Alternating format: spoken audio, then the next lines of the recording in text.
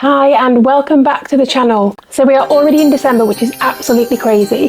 What I want to do in this video is show you how you can stress less in December, because it is absolutely possible. This is a month where we always try to add in extra days to our diaries to fit in social activities, time with friends, doing all the traditional Christmas stuff, going to see all the relatives, just kind of rushing like at warp speed to the end of the year. So then you get to Christmas Day and you're like, oh my God, I need to lie down. So today I'm going to help you with some top tips to help you stress less this Christmas. So what do we think of when we think of Christmas to start with?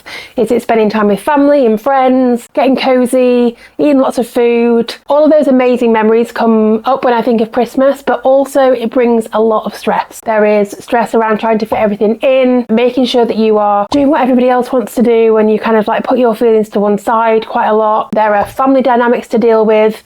There are extra social activities that you want to go to. So then you end up getting to a kind of Christmas and the New Year and you are just absolutely exhausted.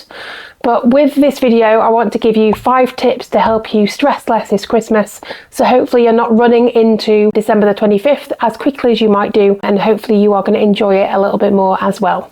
So let's get stuck into it. Tip number 1, be realistic about what you can actually do. So as human beings, we are designed, I don't know why, to kind of overestimate the amount of things that we can get done in a day and underestimate the things that we can get done in a month. So really actually spending some time looking at your diary for the next few weeks and realistically plotting out all the things that you want to do. Often we just end up saying yes, yes, yes to absolutely everything because it's Christmas, but that can just leave you really feeling stressed and overwhelmed and like you've kind of burnt the candle at both ends, which isn't what we want to do at Christmas or any time of year really. So what I would recommend doing is sitting down, maybe with a glass of wine, and just spending some time planning out your entire December, the next 4 weeks, what it looks like from a social perspective, seeing that you're getting any time for yourself in there and making sure that you can fit in all your other commitments that you have too. Are you able to fit in all of these social activities? Are you able to buy the best Christmas presents, get the best tree, host the best dinner parties?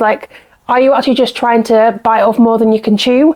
And do you need to look and just try to be a little bit more realistic about what you can actually achieve this year? Not just from a personal perspective and a social perspective, but also from a work perspective as well. Like, how much do you actually need to get done before the end of the year, and can some things wait? This leads quite nicely into number 2, which is actually setting yourself up for success as much as possible by planning out the next 4 weeks. This video is coming out early December, so hopefully you're watching it then, which gives you the opportunity to sit down and actually plan what success looks like for you in December. Is it that you want to spend more time prioritizing time with friends and family, in which case something else has got to give? Do you want to spend more time looking after yourself? Have you had a really hard year and you want to just have some downtime? You don't really want to socialize that much. You've got an opportunity here to make those plans and to set those in place, but you're not going to set yourself up for success if you don't actually plan it first. Tip number 3, make sure you say no at some point over the festive period. It's so easy to get swept up in,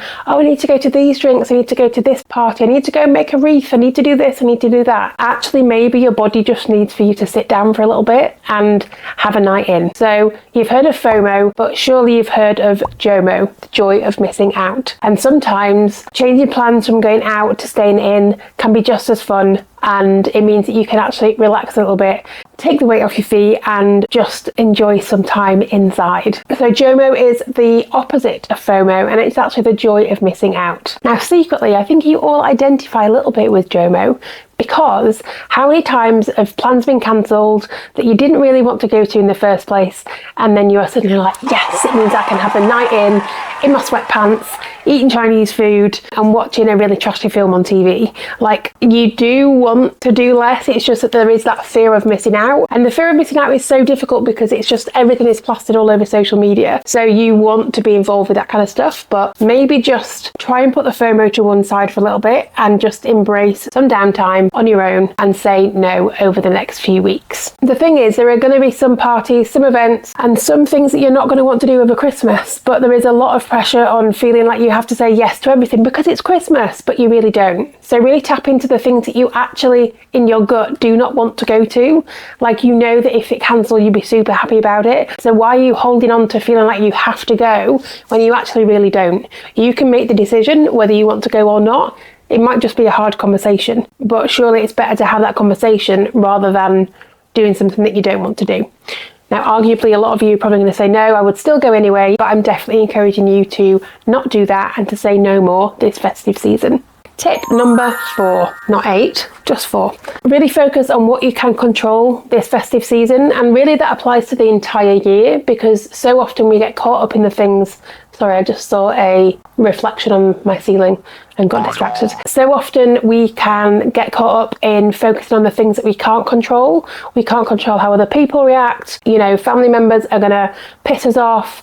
Colleagues are we're going to get frustrated with colleagues, but actually focusing on the things that you can control throughout the festive period, and you will be so much happier for it. The more that we focus on the things that we can't control, the more of that we kind of bring into our lives, and it just highlights all the things that we don't have control over. But if you spend more time thinking about things that you can control, then that is only going to bring up possibilities of other areas of things that you can actually do something about and make a difference with. So really tapping into that as much as you can over the next few weeks. Now, when I mentioned before about family members pissing you off, this leads very nicely into tip number 5, and that is trying to avoid family conflict. Now, it's easier said than done, because Uncle John has some very, very archaic, antiquated views on the world, and you just want to bang your head against a wall when you're talking to him. Now, I'm not making excuses for those family members, but what I am encouraging you to do is to be the bigger person and step away from the conflict to start with, but also recognise that that person is not going to have the same values as you. They're not going to have the same beliefs. They've not had the same upbringing, and it means that they're going to have different views on things. Now, that doesn't mean that their views are correct or not, but it's just really recognising that you're not going to change people's minds. That isn't something that you can control. You can't control what other people are thinking. You can control how that person makes you feel or what your reaction is to what they say, but you can't control what's going to come out of the mouth and what they are going to say. One of the things I like to think about in this case is really thinking about what they value, and that is where their thoughts, beliefs will come from, is inherently what they value in life. So for example, if you get the question, and I have had it for so many years, when I go back home and I've got family members being like, oh, when are you going to have babies? Like, you're going to be such a good mum. It's going to be amazing for you to have children. Like, I don't want children. And it always used to frustrate me. And I'm sure so many people get those questions, like going back home, like, oh, it must be time for you to have a baby now. The reason that they're saying that is generationally, a lot of people were brought up in generations that meant that they had, like, success to them was having children. That's not necessarily a bad thing. It's just how it was. But also, those people might value family and having children a lot higher by them pushing about the having kids and having a family and having babies and all that stuff. If you can tap into what that value is for them there, then you can have a conversation with them on that level. So if, for example, their value around family is around success and happiness and fulfillment, then maybe you can have a conversation with them about what fulfills you and what brings you happiness and what brings you joy, so that they understand that you are getting that, but in a different way. Now, you might not be able to like completely change their mind or have that conversation, but it's just thinking about those values on different levels that might really help. That is 5 tips for you for helping you stress less at Christmas. So number 1 was being realistic about what you can actually do. Number 2 was setting yourself up for success by planning the next few weeks rather than just running along without a hope or a prayer. Number 3 was saying no at some point over the next few weeks, really tapping into that JOMO, joy of missing out, rather than tapping into the FOMO. Number 4 was focusing on what you can actually control. And number 5 was trying to avoid family conflict. Okay, so that's the 5 tips for stressing less this Christmas. We hope you enjoyed that.